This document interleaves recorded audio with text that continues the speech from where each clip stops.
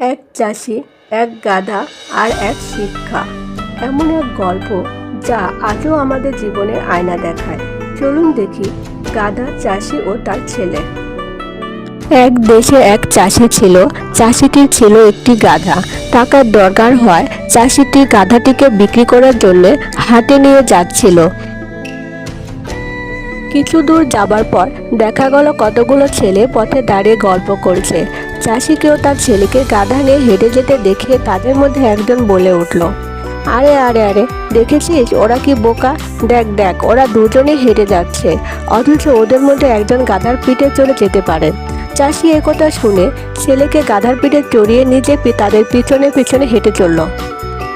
কিছু দূর যাবার পর চাষিটি শুনতে পেল কয়েকজন বৃদ্ধ পথের ধারে বসে কি নিয়ে যেন তর্কাতর্কি করছে। চাষিটি একটু কান পেতে শুনতে বুঝতে পারলেন। বৃদ্ধদের মধ্যে একজন বলছেন, দেখো দেখো, আমি যা বলছিলাম ঠিক তাই।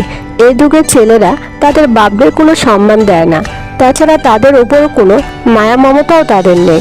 নইলে বাপকে হাঁটিয়ে ছেলে গাধায় চড়ে আরাম করে যায়। তাছাড়া সে বৃদ্ধটি গাধার পিঠে চড়ে বসে থাকা ছেলেটাকেও আচ্ছা করে ধমক দিল, লজ্জা করে না তোর বাপকে হাঁটিয়ে নিজে আরাম করে গাধায় চড়ে যেতে? ছেলেটি ভীষণ লজ্জা পেল এবং গাধার পিঠ থেকে নেমে বাপকে গাধার পিঠে চড়িয়ে দিল। কিছু দূর যাবার পর তাদের সামনে পড়লো কয়েকজন স্ত্রীলোক।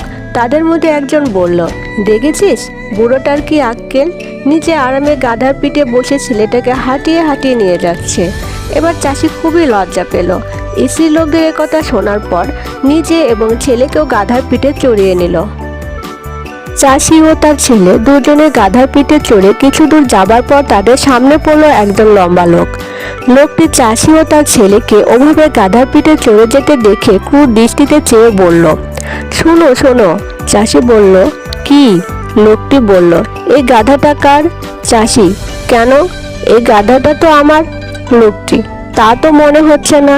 চাষি, কেন? লোকটি, তোমার গাধা হলে এই অবলা জীবের উপর তোমার একটু মায়া দয়া থাকতো।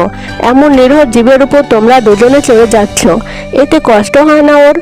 যে কষ্ট তোমরা এতক্ষণ এই অবলা নিরীহ জীবটিকে দিয়েছ, তার জন্য তোমাদের এখন প্রায়শ্চিত্ত করা উচিত। এখন একে কাঁধে করে বয়ে নিয়ে যাওয়া উচিত তোমাদের। লোকটির কথায় বাপ ও ছেলে দুজনে গাধার পিঠ থেকে নেমে একটি দড়ি দিয়ে গাধার পা বেঁধে পায়ের ভেতর বাদ চালিয়ে দিয়ে দুজনে তাকে কাঁধে করে নিয়ে চলল। হাটে যাবার পথে পড়লো একটা খাল। সে খালের উপর একটা সাঁকো ছিল। বাপ আর ছেলে গাধা কাঁধে করে ওই পুলের উপর উঠতে হাটের বহু লোক তাদের এই কাণ্ড দেখে এমন হাসি ঠাট্টা শুরু করলো যে তা শুনে গাধাটা ভয় পেয়ে পা ছুটতে যাওয়ায় পায়ের দড়িটা গেল ছিঁড়ে, আর সঙ্গে সঙ্গে গাধাটা জলে পড়ে গিয়ে দম আটকে মারা গেল। চাষি এতে কিছুক্ষণ হতবুদ্ধি হয়ে দাঁড়িয়ে রইল। নিজেকে সামনে নেবার পর সে দীর্ঘ নিঃশ্বাস ছেড়ে বলল, যে যা বলেছে তাই শুনে আমি তাদের সন্তুষ্ট করতে গেছি, কিন্তু কাউকে তুষ্ট করতে পারলাম না। মাঝখান থেকে আমাকে গাধাটা হারাতে হলো। উপদেশ, সকলকে সন্তুষ্ট করতে গেলে কাউকে সন্তুষ্ট করা যায় না।